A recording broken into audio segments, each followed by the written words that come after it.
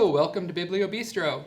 We're here at the Portage Lake District Library, and we're excited to show you how to whip up some fresh, seasonal, simple, and delicious food.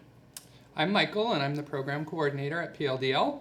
And I'm Megan. I am a registered dietitian and community health educator with the Portage Health Foundation.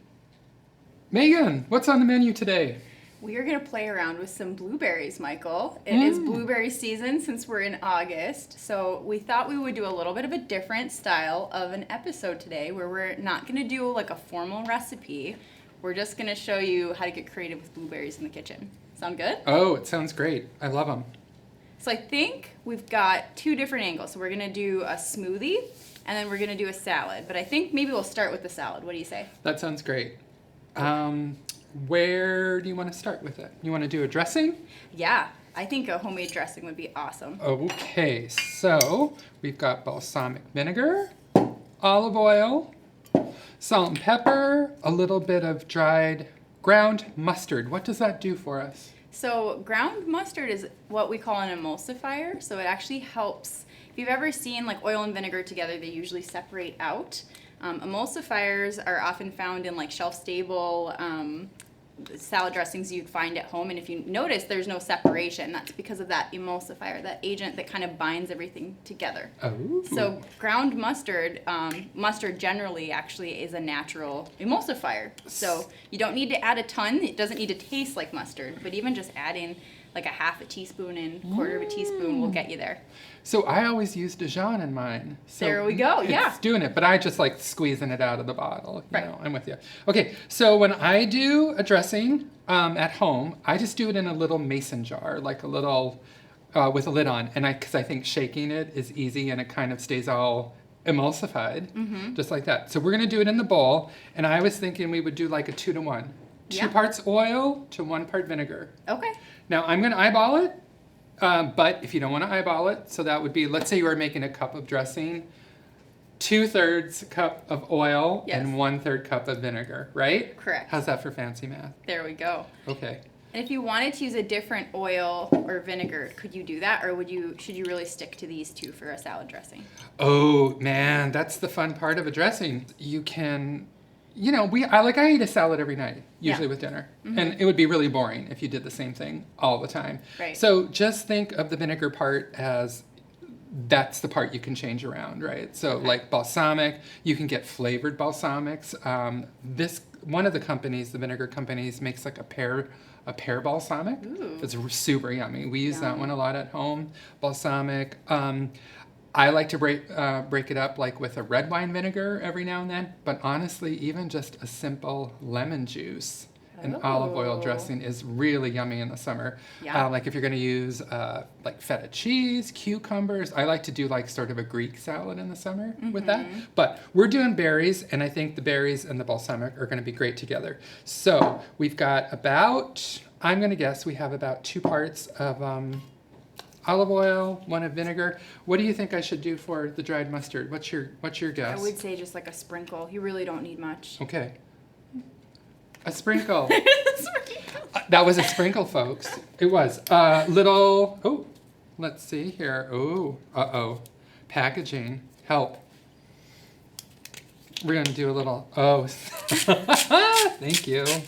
You needed the muscles to come in. I needed the guns, the full guns. Okay, salt, pepper, olive oil, dressing, mustard. Yeah, so if you do the little jar trick that I was saying at home, then you just shake the heck out of it, and it's really great. But this is coming, see? Yeah. You did it. Look at how nicely that's staying together. We thank the mustard for that. Yes, the mighty mustard. And Come on, give it the pinky test. Oh my goodness. What do you think?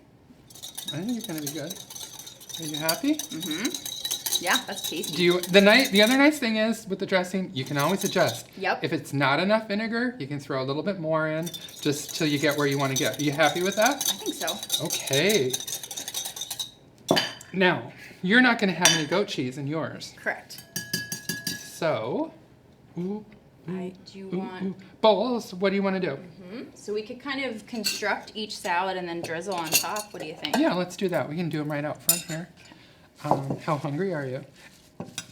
gosh. Where- It's about dinner time. All I could right. eat. Yeah. Well, and where did these yummy greens come So from? these salad greens came from Mother Farmer, and I believe they're a new farm. So it was really nice to be able to support them. They have beautiful greens. And then our blueberries today are from Gerke's Farm in Chassel.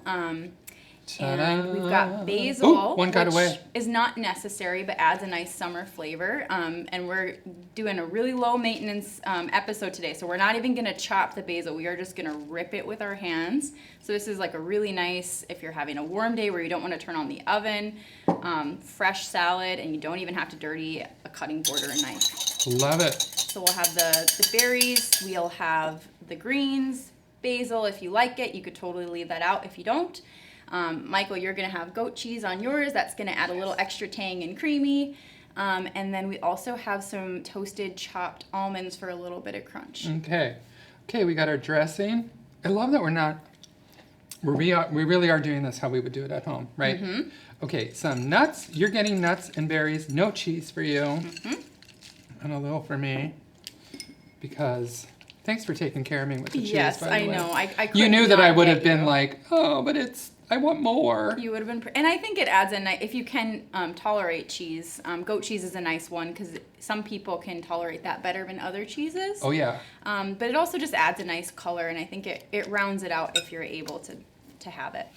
But you certainly can do without it. Looks good to me. It looks Okay. good enough to eat. All right. What do you say? Let's do it. This was a great way to use the berries, by the way.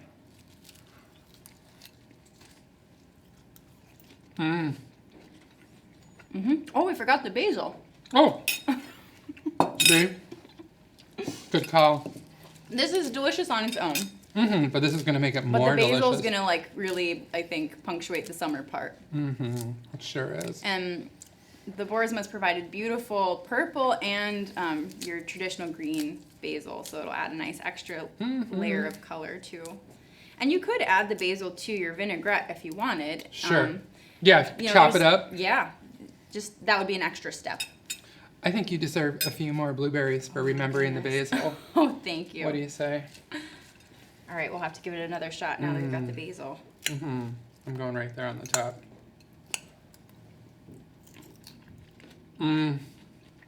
That tastes like summer.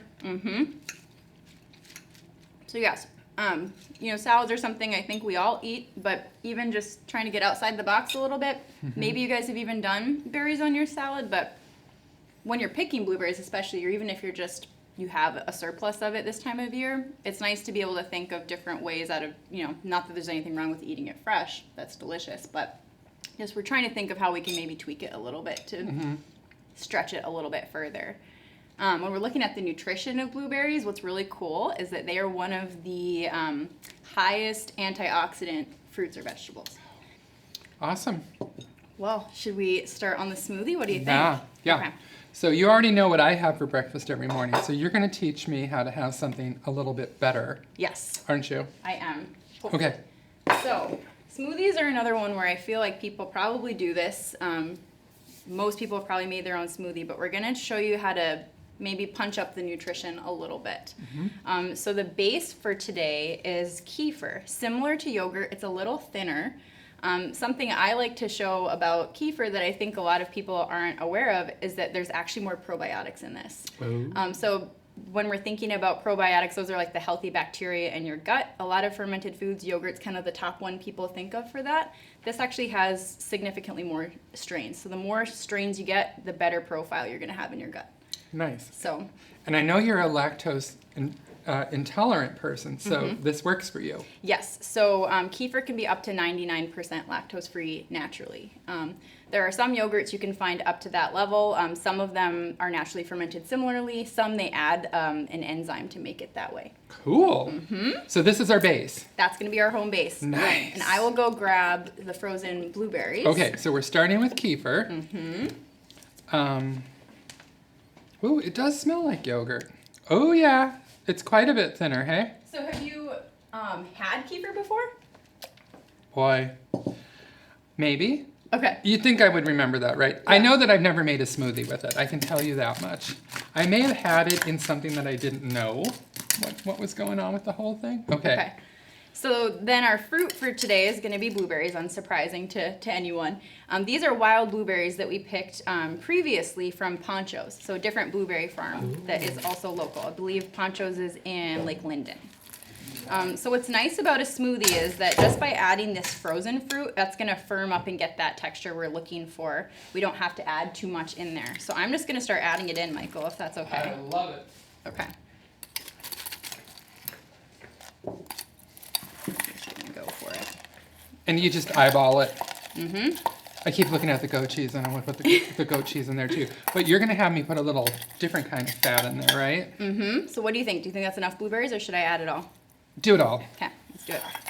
I really want to get it to a milkshake consistency. You know what I mean? Yes. So what's the avocado gonna do for us? So the avocado is going to add a little extra fat. That's going to keep us full for a longer period of time. It's actually going to add some creaminess to it. And then avocados are actually a really good source of fiber, which also helps with that fullness piece. So by adding this in, we're going to stay full for a longer period of time. Gotcha. Mm-hmm. And you want me to put the whole one in there? Let's do it. Okay, so 1/2 of the avocado is going in. And let me see. Now that I have an empty shell, let's see if I can get this little pit out. And there it goes. It worked perfectly. If you didn't want to use avocado, and those are a little bit pricier too, so if you want to be a little more budget conscious, you could do nuts or nut butter as well. That would be another great way to get some healthy fats in. I would recommend, especially if this is going to be like a meal. I know some people will have smoothies more like a snack, but if we're looking at this to be a breakfast, or even if you want to have it at a different meal time, we really want to add some sort of fat source to give you a little bit more fullness for that meal. Okay. Kefir, blueberries, avocado. One more thing. Ooh, the good stuff. Yes. So I like to add, this is it's a blend. So it's ground flaxseed. So flaxseed, it has omega-3s naturally in it. That's really good for heart health and keeping inflammation down. But the key is that it has to be ground. So if you have the whole flaxseed, your body can't break down the shell. Mm-hmm. And so you're not getting those benefits. So this has ground flaxseed in it. It has chia, which is a really good source of fiber and those omega-3s. And then it also has hemp seed, which is a really good source of plant-based protein. Ooh. So it's kind of like the trifecta here, and it will also help kind of thicken it up a little bit too. Okay, great. So, and we're going to use the blender, but I did also bring in my immersion blender because you could get away with this as well. This tool will work too, mm-hmm. in just some sort of container. That I know that some people, when you're on the move in the morning, they just use the immersion blender like in an Nalgene or something, whatever they're going to do. Does it ever fly up? No, or not really. No, I mean, I think you can make it work pretty well. I've done it, but I don't mind a little mess in the kitchen either. So we're gonna do 2 tablespoons. 3 tablespoons of this has almost the same amount of protein as 1 egg. So it's actually pretty substantial. Wow.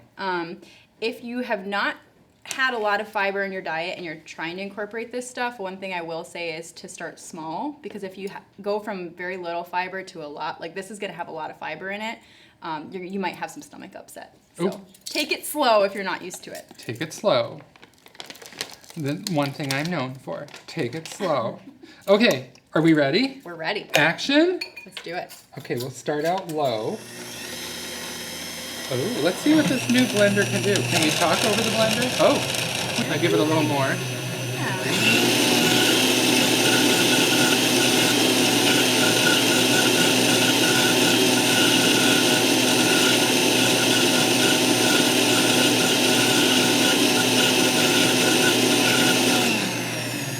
What do you think?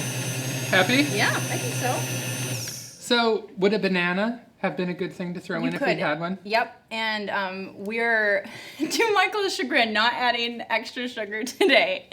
But if we could. But if we could, banana would actually be a great first place to start and test the sweetness, because bananas are naturally a little more sweet than other fruit. Blueberries are kind of that sweet tart. Mm-hmm. So if you're wanting to maybe cut back on those added sugars, fruit, like a banana would be a good place to start. Mm-hmm. We want to try and limit added sugars as best we can, but we also need to balance it with enjoying the taste. So something like, we had actually chatted a little bit, we did jam last year. You could even add a little dollop of jam berry jam if you want to sweeten it and get a little extra berry flavor. You could also use maple syrup. You could do honey. But I would really encourage you to start small and add it. And then you can always tweak it if you need, but if you dump too much in, then you might overpower it too. Well, that would be terrible.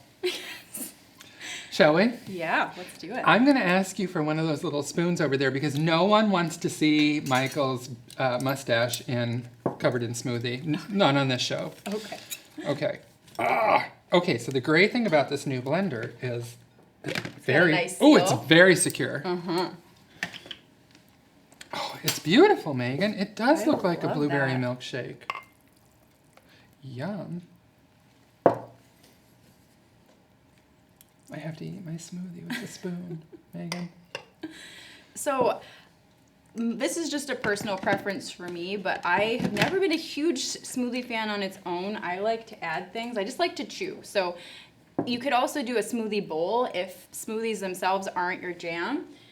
So we have some little extra goodies we can put on top if you want. Sprinkle well, I'm it. going there.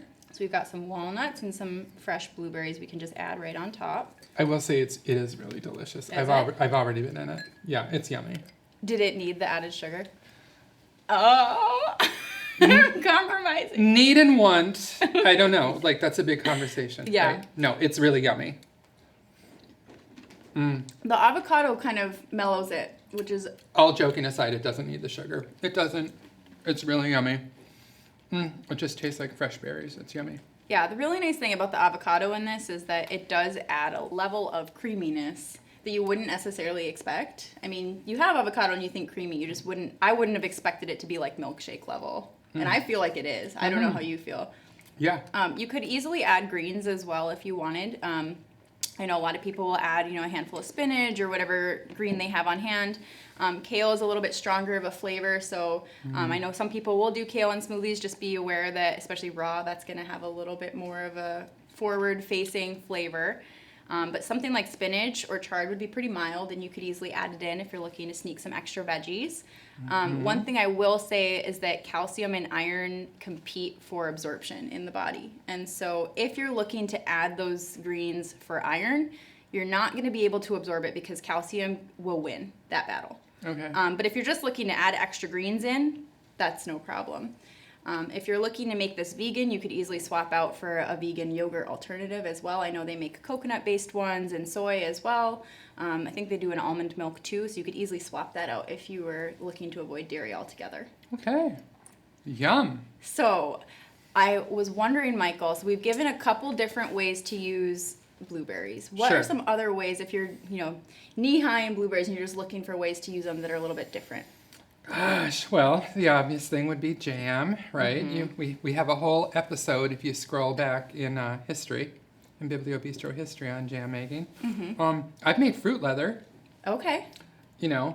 That's kind of fun. You need the best way to do it is having a dehydrator. Not everybody has a dehydrator, but that's another good way of doing it. Could you do it in the oven if you didn't? Good question. Okay. I bet Google would let us know. Okay. Dr. Google might have to be consulted on that one. Have you done it? No, I haven't. It seems to me like you could. I'm thinking parchment paper. Like if I were just going to go into it as a gamble, Okay. I think I would just use parchment paper, real thin layer, and a low setting on the oven. Because you're just taking the moisture out of it. That's all Okay. you really want to do. Right. So probably like when you dehydrate tomatoes in the oven, like at 250. Okay. But I think it would work. Yeah. Yeah, so those are the obvious ways. I've also read, I don't know if you've tried this, I've seen you like puree it in or you mash it into marinades. Oh, Have you heard about that? Yeah, absolutely. That would like- be a great way. Like Yeah. I'm thinking with fish. Yep. Fish Yeah, would be something really good. lighter, maybe chicken too, but a way to add that natural sweetness. And another way that I'll often use blueberries if I'm just looking to switch it up a little bit is I'll add it into my oatmeal. Whether it's like baked or like a colder style. And even just adding something like lemon zest or orange zest, depending on the season, can really make that oatmeal a lot more exciting. Not that there's anything wrong with blueberry oatmeal in itself, but sometimes if you just need that little extra twist, that can get you there. Cool. Well, that's been kind of fun. Yeah. Berry season. Yay. Thanks for tuning in to this episode. If you'd like to watch other episodes, feel free to go to pldl.org/biblio-bistro, and you'll find all of our previous episodes, show notes, and recipe cards right there for you. Until next time, Bon appetit!